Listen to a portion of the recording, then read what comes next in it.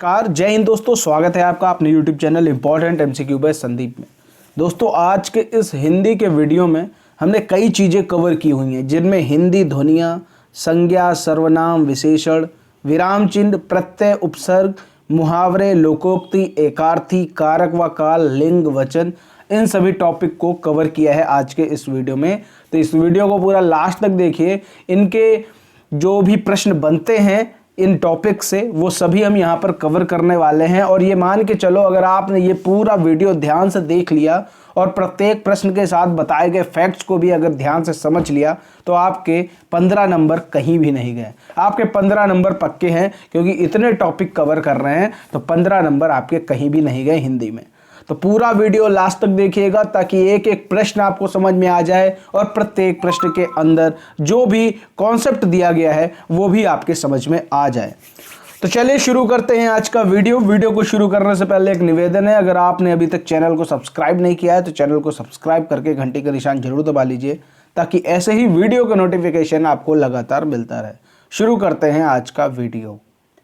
यहाँ पर जो पहला क्वेश्चन आपके सामने है, निम्नलिखित ध्वनियों में से बताइए कौन सा वर्ड ओष्ठ नहीं है, यानी ऐसा कौन सा वर्ड है जो ओष्ठ ध्वनि नहीं है। टा, पा, फा, भा। तो इन चारों में से कौन सा ऐसा ऑप्शन है जो ओष्ठ ध्वनि नहीं है। तो ओष्ठ ध्वनि आपको मालूम होना चाहिए, जो पा वर्ग होता है, पा वर्ग ओष्ठ ध्वनि के अंतर्गत आता है। अब उसमें पा, फा, बा, भा ये सब आते हैं।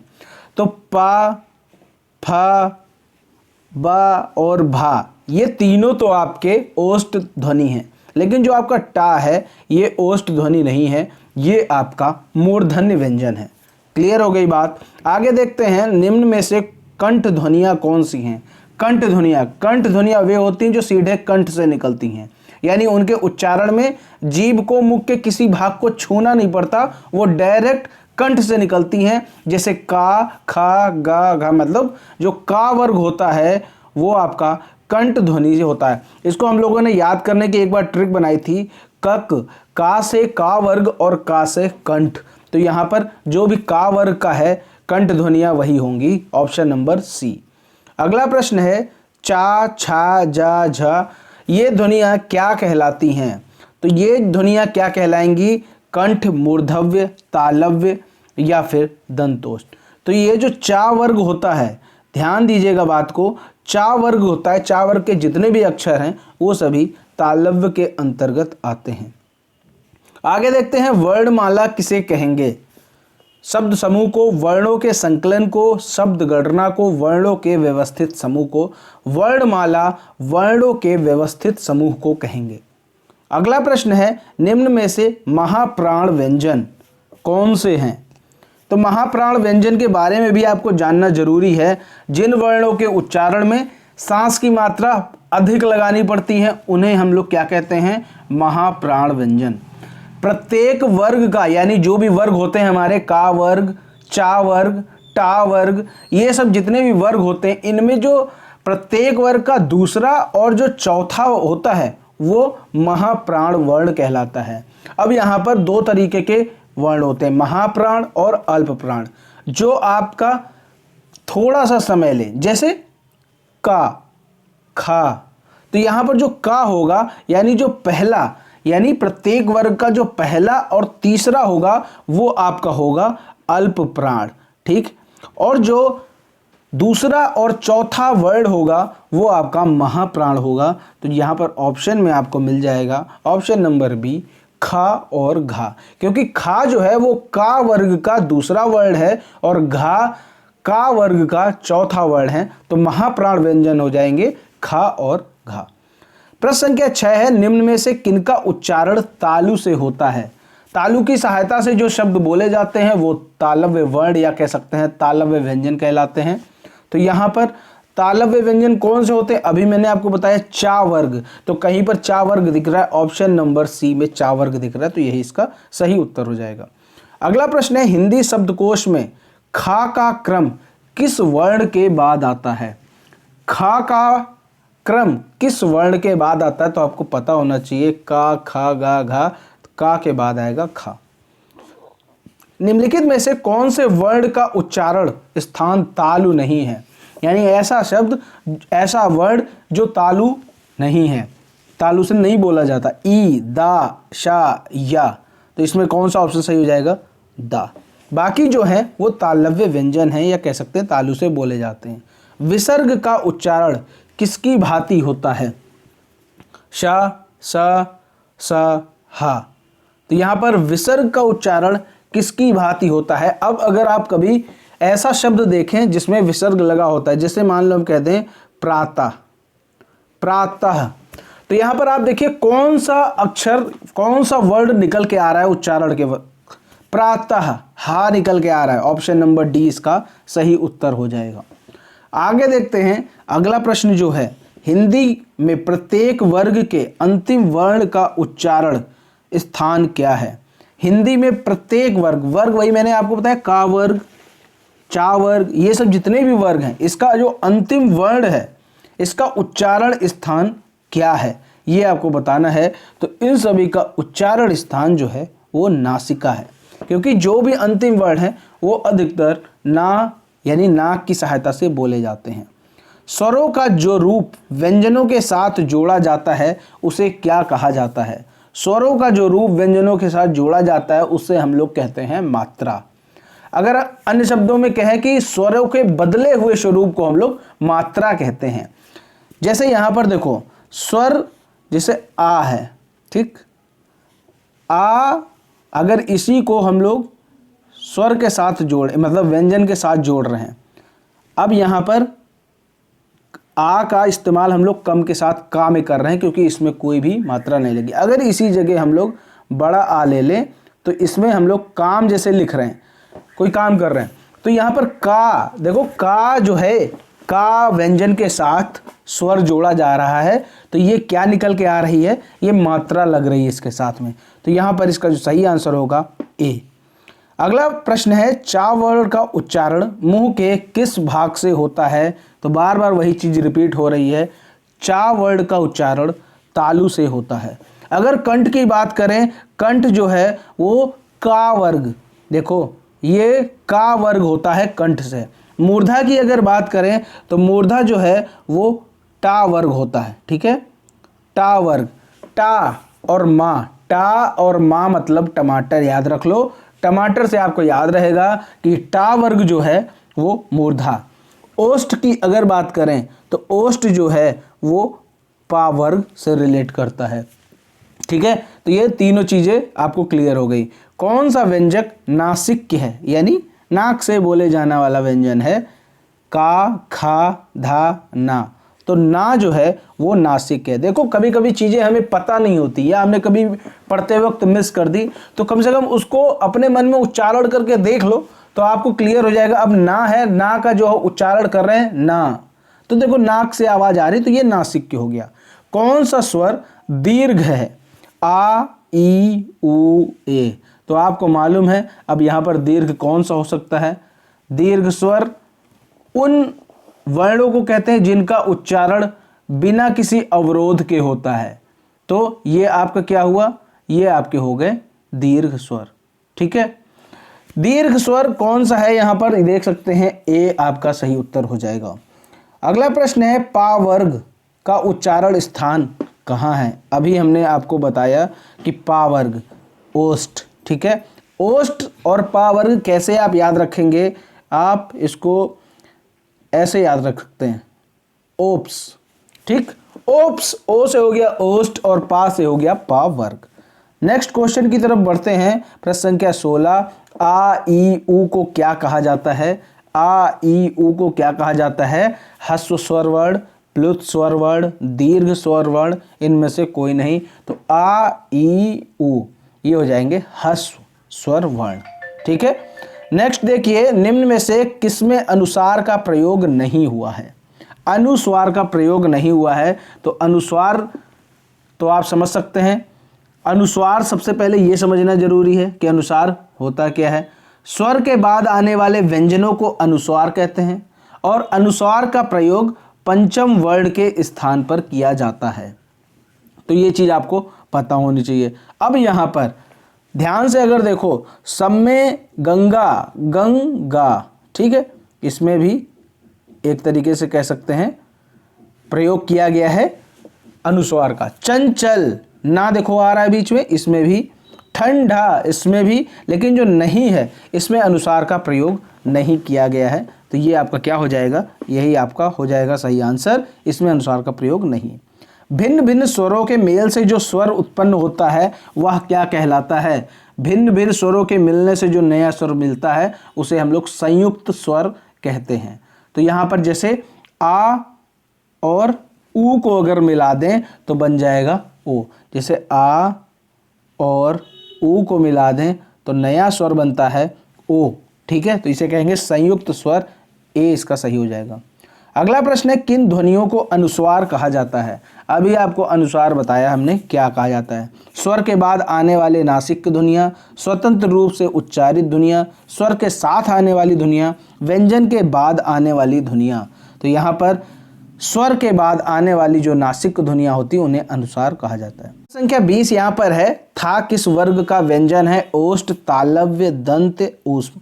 जो था है वो ता वर्ग में आता है, ठीक है, और जो ता वर्ग है वो दंत के साथ आता है। जैसे मैंने बताया था आपको, दंत में दा आता है, दा से दंत हो गया और ता से हो गया ता वर्ग। तो इस तरह आप इसको याद कर सकते हैं। ये तो आपके हो गए हिंदी ध्वनियों के बारे में 20 प्रश्न। अब बढ़ते हैं विराम चिन्ह के बारे में प्रश्न। उनमें क्या क्या प्रश्न दिए गए हैं वो उनके आंसर और उनके साथ ही प्रत्येक प्रश्न के साथ क्या फैक्ट है वो भी हम यहाँ पर क्लियर करेंगे। तो यहाँ पर देखते हैं, यहाँ पर विराम चिन्ह के अंतर्गत पहला क्वेश्चन है, निम्नलिखित वाक्य में कौन सा विराम चिन्ह छूटा है? कार्ल मार्क्स ने ठीक ही तो कहा है, धर्म जनता के लिए नर्क कर देने वाली अफीम है। यहाँ पर 4 ऑप्शन है, कोष्टक चिन्ह, विस्मय विराम चिन्ह, अल्प विराम चिन्ह, निर्देशक चिन्ह। तो यहाँ पर आपके सामने जो यहाँ पर छूटा हुआ है वो है आपका निर्देशक चिन्ह, ठीक है। यहाँ पर जब भी कोई स्टेटमेंट दिया जाता है तो वहाँ पर निर्देशक चिन्ह जरूर लगाया जाता है। आगे देखते हैं, अगला प्रश्न है, वाक्य में जहाँ अर्ध विराम की अपेक्षा कम रुकना पड़ता हो वहाँ कौन सा विराम चिन्ह प्रयोग करेंगे? जहाँ अर्ध विराम की अपेक्षा कम रुकना पड़े वहाँ पर कौन सा विराम चिन्ह उपयोग करेंगे? वो है अल्प विराम। अगला प्रश्न है, लाघव चिन्ह का उपयोग किस शब्द में किया गया है? लाघव चिन्ह, लाघव चिन्ह होता है छोटा सा जीरो टाइप का लगा दिया जाता है। जैसे ऑप्शन नंबर डी में दिख रहा है प्रोफेसर, प्रो लगा दिया, प्रोफेसर पूरा ना लिख के प्रो लगा दिया और आगे जीरो लिख दिया तो ऑटोमेटिक समझ में आ जाएगा कि ये प्रोफेसर है। जैसे डॉक्टर हम लोग लिखते हैं, डॉक्टर पूरा ना लिख के डा और फिर छोटा सा जीरो बना देते हैं, वो आपका हो गया लाघव चिन्ह। अगला प्रश्न है, किस वाक्य में सही विराम चिन्हों का प्रयोग हुआ है? अन्याय, अन्याय, सरासर अन्याय। अन्याय अन्याय सब में वही सेम स्टेटमेंट लिखा है, लेकिन यहाँ पर जो सही विराम चिन्हों का उपयोग किया गया है वो ऑप्शन नंबर सी में दिया गया, क्योंकि किसी शब्द को रिपीट किया जा रहा है और इसमें विवाद के भाव हैं, घृणा के भाव हैं, तो ये यहाँ पर विस्मयादि बोधक चिन्हों का प्रयोग किया जा रहा है। दो विपरीत अर्थ वाले शब्दों के बीच किस तरह के चिन्ह का उपयोग होता है? तो दो विपरीत अर्थ वाले शब्दों के बीच में योजक चिन्ह का उपयोग होता है। तो यहाँ पर ऑप्शन बी सही हो जाएगा, योजक। जैसे हम लोग कहते हैं ना दिन रात, ये विपरीत शब्द हैं, दिन रात दोनों के बीच में क्या लगता है? एक हम लोग जिसे डैश कहते हैं, ये है योजक चिन्ह। अगला प्रश्न है, साधारण वाक्य के अंत में किस विराम चिन्ह का प्रयोग किया जाता है? पूर्ण विराम, प्रश्न चिन्ह, विस्मयादिबोधक चिन्ह, अर्ध विराम। तो जब भी हम लोग कोई भी सेंटेंस लिखते हैं लास्ट में उसके पूर्ण विराम लगा देते हैं। अगला प्रश्न है, निम्न वाक्य के अंत में कौन सा विराम चिन्ह आएगा? क्या तुम जानते हो कि प्रधानमंत्री आज विदेश जा रहे हैं? तो यहाँ पर कौन सा विराम चिन्ह आएगा? तो ये जो क्वेश्चन, ये जो स्टेटमेंट है ये क्या लगा है, इसीलिए ये क्या हो जाएगा? प्रश्नवाचक स्टेटमेंट है, तो यहाँ पर प्रश्नवाचक चिन्ह लगेगा। ऑप्शन नंबर बी सही हो जाएगा। अगला प्रश्न है, किसी बड़े अंश का संक्षिप्त रूप दर्शाने के लिए किस चिन्ह का उपयोग किया जाता है? कोई बड़ा अंश है उसका संक्षिप्त रूप दर्शाना है। अब आप किस चिन्ह का प्रयोग करेंगे, लाघव चिन्ह या संक्षेप सूचक चिन्ह, अल्प विराम, अर्धविराम, कोष्टक। अभी हमने आपको बताया था जो प्रोफेसर था उसके आगे देखो छोटा सा जीरो लगा था, उसे कहते थे लाघव चिन्ह। प्रोफेसर बड़ा शब्द है और उसको हम लोग छोटे से लिख रहे हैं, प्रो से लिख रहे हैं, तो इसका मतलब लाघव चिन्ह यहाँ पर सही हो जाएगा। अगला यहाँ पर जो प्रश्न है, योजक चिन्ह आपको बताना है। अभी मैंने आपको बताया योजक चिन्ह क्या है। योजक चिन्ह आपका ऑप्शन नंबर ए सही उत्तर है। जो मेहनत करते हैं वह सफल होते हैं, किस तरह का वाक्य है ये आपको बताना है। मिश्र वाक्य, संयुक्त वाक्य, सरल वाक्य, इनमें से कोई नहीं। तो जो मेहनत करते हैं वह सफल होते हैं, साधारण सा है, दो सरल वाक्य जुड़े हैं आपस में, तो ये हो जाएगा मिश्र वाक्य। अगला प्रश्न है, सूर्योदय हुआ और चिड़िया चहचहाने लगी, यह किस तरह का वाक्य है। अब ये देखो, ये जो है यहाँ पर बीच में और लग गया है, तो यहाँ पर ये दो सेंटेंस है, सूर्योदय हुआ चिड़िया चहचहाने लगी, ये योजक से जुड़ा हुआ है। ठीक है, जब योजक से, योजक अव्यय कहते हैं इसको पूरा, योजक अव्यय से अगर कोई दो सेंटेंस जुड़े हैं तो वो आपका संयुक्त वाक्य कहलाएगा। मिंकू खेल रहा है, यह किस तरह का वाक्य है, कोई भी दूसरा वाक्य साथ में नहीं जुड़ा है, तो ये सरल वाक्य हो जाएगा। अगला जो है प्रश्न, सजल आज स्कूल नहीं गया, यह किस तरह का वाक्य है। तो अब नहीं लग गया है, तो सीधी सी बात है ये निषेध वाचक हो जाएगा। ऑप्शन नंबर डी सही उत्तर है। जब भी नहीं लग जाए तो वो नकारात्मक या निषेधवाचक हो जाता है। कृपया बैठ जाइए, यह किस तरह का वाक्य है। विधानवाचक, आज्ञावाचक, विस्मयवाचक या फिर निषेधवाचक। कृपया बैठ जाइए या जो है ये आज्ञावाचक वाक्य है। अगला प्रश्न है, संकेतवाचक वाक्य इनमें से कौन सा है जिसमें संकेत दिया जा रहा हो। प्रखर खाना खाओ, वह कितना सुंदर नज़ारा है, यदि सुकृत आया तो जुबिन दिल्ली जाएगा, ताजमहल बहुत सुंदर है। ऑप्शन नंबर सी में देखो संकेत दिया जा रहा है, यदि सुकृत आएगा तो जुबिन दिल्ली जाएगा, यानी संकेत जुबिन दिल्ली कब जाएगा, संकेत इसके बारे में दिया जा रहा है यदि सुकृत आया तो, अन्यथा नहीं जाएगा। अगला जो प्रश्न है, बुढ़ापा किस प्रकार का, बुढ़ापा एक प्रकार का अभिशाप है, रेखांकित शब्द की संज्ञा। अब यहाँ से आपको कौन सा ये शुरू हो गया है प्रश्न, बुढ़ापा ये संज्ञा के शुरू हो गए हैं, तो यहाँ पर आपको बताना है कि बुढ़ापा जो है वो किस प्रकार की संज्ञा है। भाववाचक, जातिवाचक, व्यक्तिवाचक या फिर समूहवाचक। तो ये जो बुढ़ापा है ये एक तरीके का भाव है। ठीक है, तो बुढ़ापा क्या हो जाएगी आपकी, भाववाचक संज्ञा। इसके बारे में भी बताना जरूरी है कि भाववाचक संज्ञा आखिर होती क्या है। जैसे जो संज्ञा शब्द होते हैं उनमें किसी गुण, दोष, दशा, अवस्था का अगर बोध हो रहा है तो वो भाववाचक संज्ञा कहलाएगी। अगला यहाँ पर जो प्रश्न है, निम्नलिखित में से कौन सा शब्द व्यक्तिवाचक संज्ञा है। अब व्यक्तिवाचक संज्ञा के बारे में जान लो कि अगर किसी विशेष चीज का नाम पुकारा जाए, ठीक है, तो वो क्या होगी, व्यक्तिवाचक संज्ञा। जैसे यमुना, यमुना एक नदी का नाम है, तो ये क्या हो जाएगा, ये स्पेशल इंडिविजुअल किसी व्यक्ति के लिए बात की जाए। व्यक्ति का मतलब ये है कि किसी इंडिविजुअल के लिए, किसी विशेष के लिए बात कही जा रही है। जैसे हम कह दें कि हिमालय, तो ये क्या हो जाएगा, ये व्यक्तिवाचक संज्ञा हो जाएगी। अगर हम कह दें पहाड़, यानी अगर हम पहाड़ कह दें तो ये क्या हो जाएगा, ये एक जातिवाचक संज्ञा हो जाएगी, क्योंकि ये एक जाति का बोध करा रही है। लेकिन अगर हम कह दें हिमालय, यानी किसी विशेष का नाम ले ले, तो वो व्यक्तिवाचक हो जाएगा। अगला प्रश्न संख्या 6 है, निम्नलिखित में से कौन सा शब्द संज्ञा है। क्रुद्ध, क्रोध, क्रोधित या फिर क्रोधी।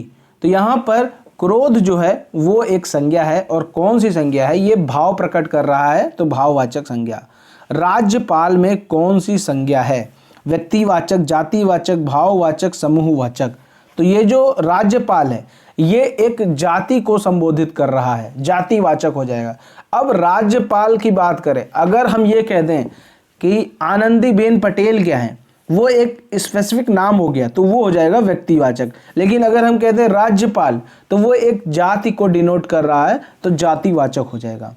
प्रतिवर्ष नदी में बाढ़ आ जाती है, वाक्य में किस प्रकार की संज्ञा है, व्यक्तिवाचक, जातिवाचक, भाववाचक या फिर गुणवाचक। तो यहाँ पर प्रतिवर्ष नदी में बाढ़, नदी की बात हो रही है तो ये जातिवाचक संज्ञा हो जाएगी। अगर हम ये कहते गंगा नदी तब फिर वो व्यक्तिवाचक हो जाता।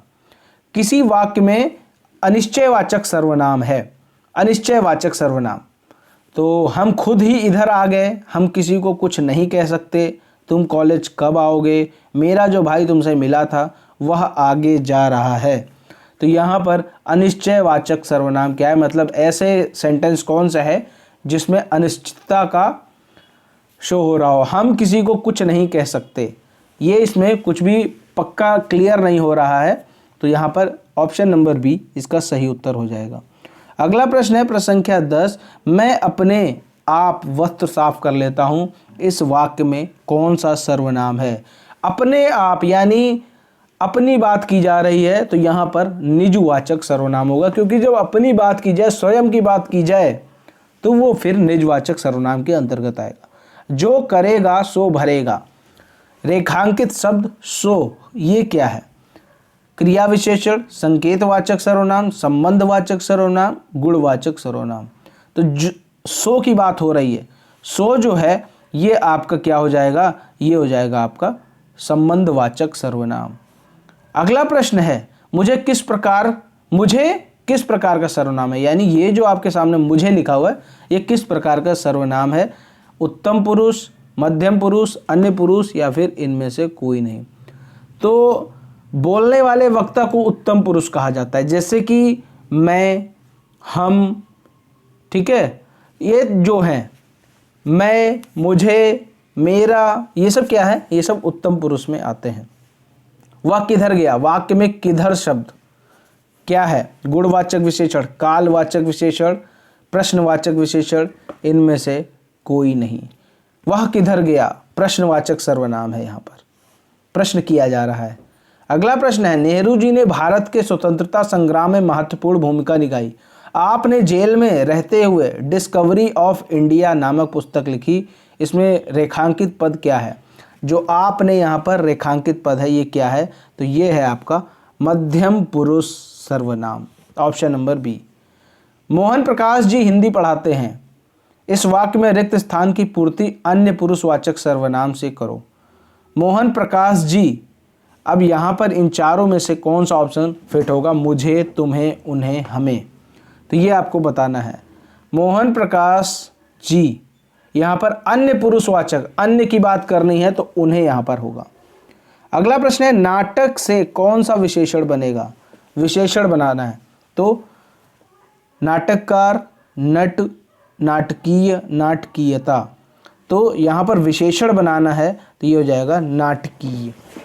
अगला प्रश्न है अनुमान का विशेषण क्या होगा, अनुमानित, अनुमति, अनुमानक, अन्वित, तो अनुमान का विशेषण होगा अनुमानित। प्राचीन शब्द विशेषण के किस प्रकार में आता है, सार्वनामिक, परिमाणवाचक, संख्यावाचक या फिर गुणवाचक, तो ये जो है ये गुणवाचक में आएगा। अगला प्रश्न है लक्ष्मण एक कुशल कार्यकर्ता है में विशेषण है, लक्ष्मण, कार्यकर्ता, कुशल या फिर इनमें से कोई नहीं। जो शब्द संज्ञा या सर्वनाम की विशेषता बताते हैं वो विशेषण कहलाते हैं, तो कुशल जो शब्द है वो लक्ष्मण की विशेषता बता रहा है, इसीलिए कुशल यहाँ पर विशेषण हो जाएगा। उस ग्रंथ में 500 पृष्ठ हैं, इस वाक्य में उस शब्द क्या है, तो यहाँ पर उस शब्द आपको बताना है, तो ये हो जाएगा संकेतवाचक विशेषण, क्योंकि यहाँ पर संकेत किया जा रहा है कि उस ग्रंथ में 500 पृष्ठ हैं, तो ऑप्शन नंबर सी इसका सही उत्तर हो जाएगा। तो ये आपके हो गए संज्ञा, सर्वनाम, विशेषण से कुछ प्रश्न। अब हम आगे बढ़ते हैं लिंग, वचन, कारक और काल से संबंधित कुछ प्रश्नों के बारे में। तो यहाँ पर आप देख सकते हैं लिखा हुआ है यह कमला की गाय है, इसमें कौन सा कारक है ये आपको बताना है, कर्ता, करण, अपादान, संबंध। तो जिस भी वाक्य में संबंध की बात करें, यह कमला की गाय है, गाय का संबंध है किससे, कमला से, तो यहाँ पर संबंध कारक हो जाएगा। पेड़ से पत्ता गिरा, यहाँ पेड़ से में कौन सा कारक है ये आपको बताना है। पेड़ से पत्ता गिर रहा है तो यानी यहाँ पर पेड़ से पत्ता अलग हो रहा है, जब भी कोई चीज़ किसी से अलग होती है तो वहाँ पर अपादान कारक का उपयोग होता है। ए राकेश यहाँ आओ, इस वाक्य में कौन सा कारक है? ए राकेश यानी किसी को, मतलब राकेश को संबोधित किया जा रहा है, तो यहाँ पर क्या हो जाएगा? संबोधन कारक। संख्या 4 है, राजा सेवक को कंबल देता है, वाक्य में रेखांकित पद में कौन सा कारक है? यहाँ पर को देखते ही काफ़ी लोग लगा देंगे कर्म कारक, लेकिन यहाँ पर कर्म कारक नहीं है, क्योंकि यहाँ पर जो मेन इसका अर्थ निकल रहा है, राजा ने सेवक के लिए कंबल दिया होगा, तो यहाँ पर सेवक के लिए अर्थ निकल रहा है, तो यहाँ पर हो जाएगा संप्रदान कारक, क्योंकि के लिए जब भी होता है तो वो हो जाता है संप्रदान। इसी तरह कभी कभी जैसे एक दूसरा सेंटेंस ले सकते हैं कि प्रधानमंत्री ने किसानों को 2-2 हज़ार रुपये दिए, तो यहाँ पर क्या हो जाएगा? प्रधानमंत्री ने किसानों के लिए 2-2 हज़ार रुपये दिए, वहाँ भी संप्रदान कारक होगा। तो ऐसे सेंटेंस को थोड़ा ध्यान से देखना। वह अगले साल आएगा, इस वाक्य में कौन सा कारक है? वह अगले साल आएगा, ठीक है, इस वाक्य में कौन सा कारक है? अपादान कारक, संबंध कारक, अधिकरण कारक, कर्म कारक। तो यहाँ पर आपको पता होना चाहिए, जो हम लोग अधिकरण के लिए इस्तेमाल करते थे में, पर, ठीक है, तो वह अगले साल में आएगा, तो ये आपका हो जाएगा अधिकरण। ऑप्शन नंबर सी इसका सही हो जाएगा। आगे बढ़ते हैं, अगला प्रश्न है, वेतन वृद्धि में योजक चिन्ह की जगह कौन सा कारक चिन्ह आएगा? वेतन वृद्धि, तो यहाँ पर कौन सा होगा? वेतन में वृद्धि। ऑप्शन नंबर बी इसका सही हो जाएगा। विद्वान शब्द का स्त्रीलिंग क्या होता है? तो विद्वान शब्द का जो स्त्रीलिंग होता है उसे कहते हैं विदुषी। सम्राट शब्द का स्त्रीलिंग क्या होगा? सम्राट शब्द का होगा साम्राज्ञी। अगला प्रश्न है, अध्यापक का स्त्रीलिंग होगा अध्यापिका। निम्नलिखित में से पुल्लिंग शब्द कौन सा है? नदी, पानी, इलायची, प्यास। पानी है, ये पुल्लिंग शब्द हो जाएगा, क्योंकि आपने सुना होगा ना, पानी बह रहा है, ठीक है। नदी जो होती है वो बहती है, इलायची खाई जाती है, प्यास बुझती है, ठीक है, ये सब हो जाएंगे स्त्रीलिंग, पानी होगा पुल्लिंग। तपस्वी शब्द का स्त्रीलिंग क्या होगा?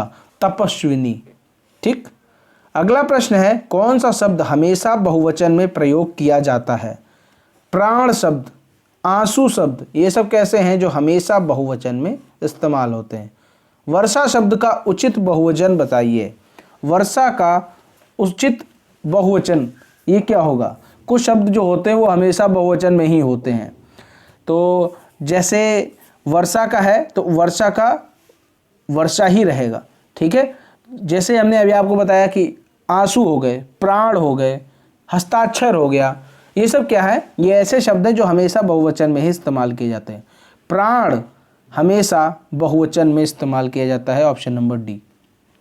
वृक्ष शब्द का बहुवचन क्या होगा? वृक्ष शब्द का भी बहुवचन वृक्ष ही होगा। चाहे ये कहा जाए एक वृक्ष लगाया गया या कहा जाए कई वृक्ष लगाए गए, दोनों में वृक्ष ही इस्तेमाल होता है। कौन सा वाक्य आसन्न भूतकाल में है? तो यहाँ पर 4 ऑप्शन दिए, तू आता तो मैं जाता, मोहन आया सीता गई, वह आया था मैंने आम खाया था।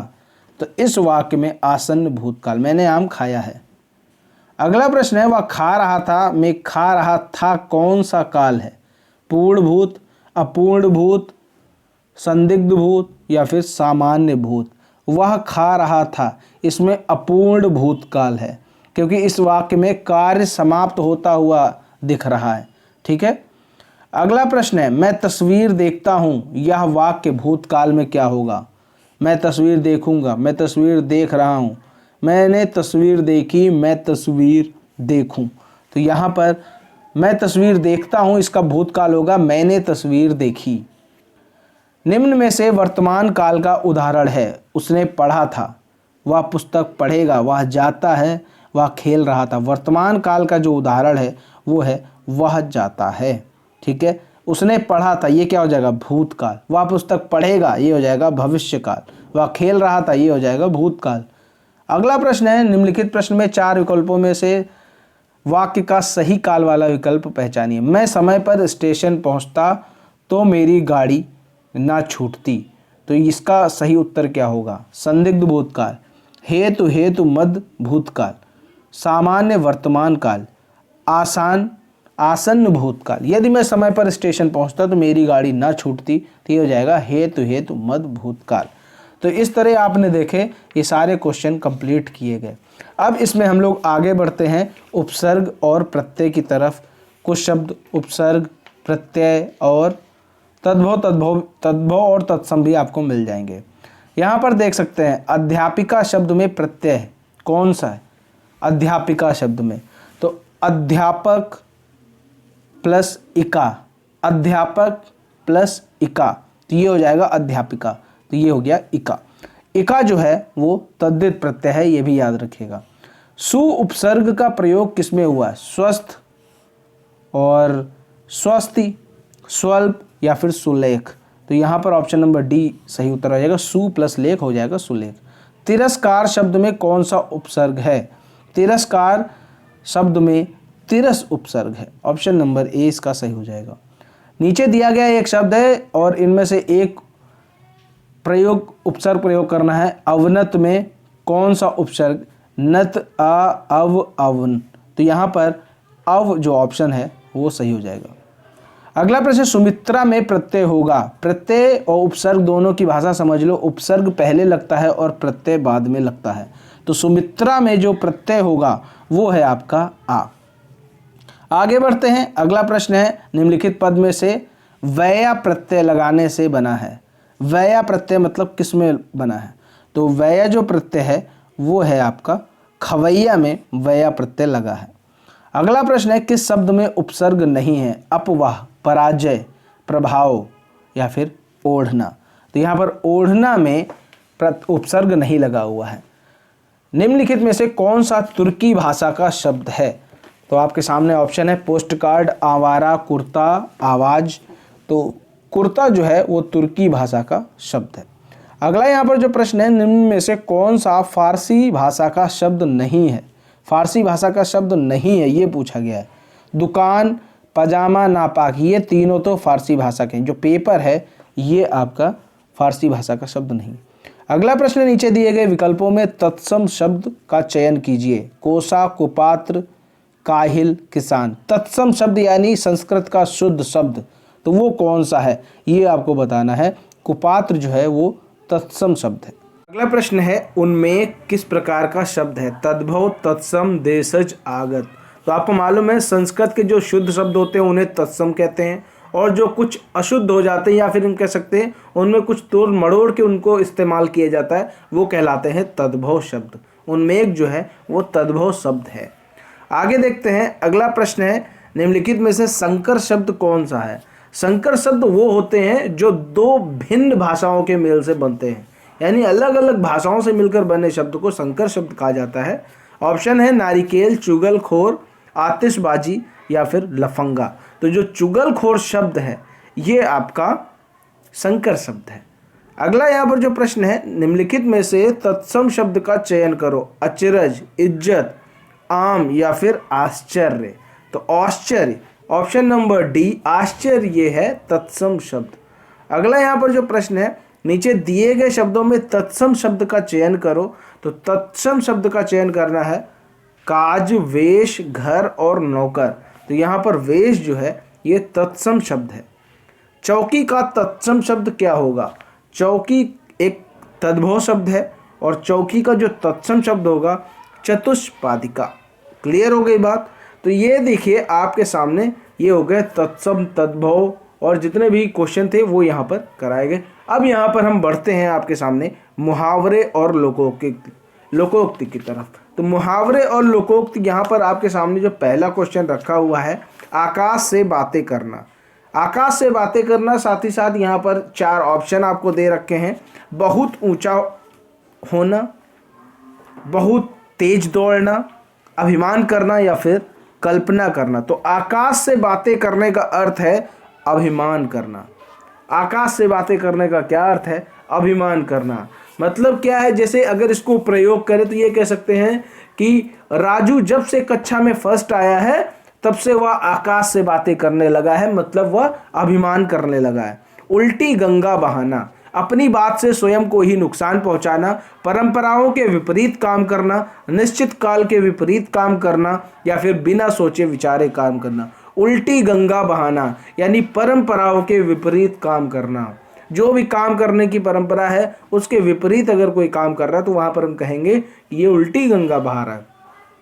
अंक में भरना, अंक में भरने का अर्थ होता है सीना लगाना, सीने से लगाना। तो इसका प्रयोग कैसे कर सकते हैं कि पिता ने अपने बेटे को देखते ही अंक में भर लिया। ठीक है। आ बैल मुझे मार, फटे में टांग देना, छेड़छाड़ करना, जानबूझकर मुसीबत में पड़ना, बैल के सामने वीरता दिखाना। आ बैल मुझे मार मतलब जानबूझकर किसी मुसीबत में पड़ना। हाथ कंगन को आरसी क्या, इसका क्या है? जो सुंदर हो उसे परखने की जरूरत नहीं, प्रत्यक्ष को प्रमाण की आवश्यकता नहीं, जिस स्त्री को हाथ में कंगन मिल जाए उसे और क्या चाहिए, इनमें से कोई नहीं। तो हाथ कंगर को आरसी क्या, प्रत्यक्ष को प्रमाण की आवश्यकता नहीं होती।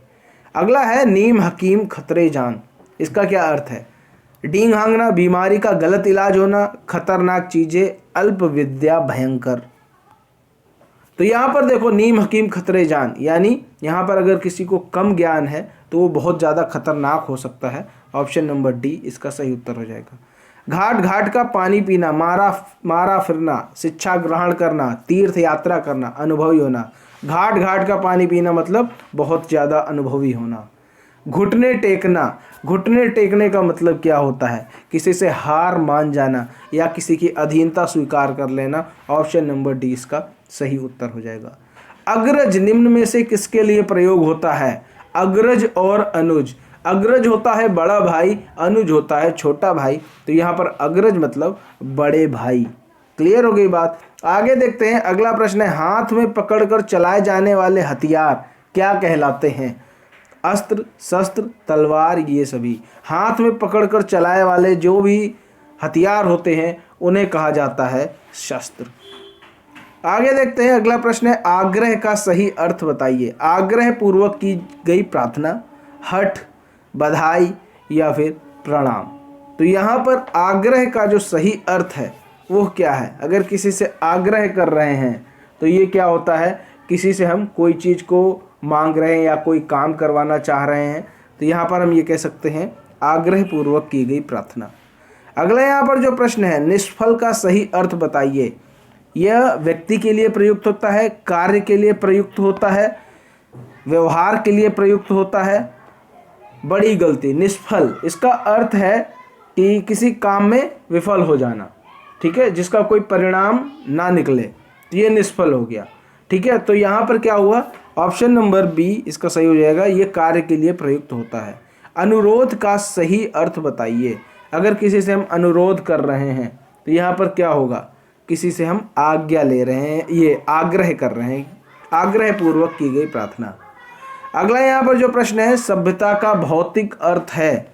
सभ्यता का अर्थ है भौतिक विकास, आकर्षक वस्तु, अभिप्राय या फिर आध्यात्मिक विकास। सभ्यता का क्या अर्थ है? सभ्यता का अर्थ है भौतिक विकास।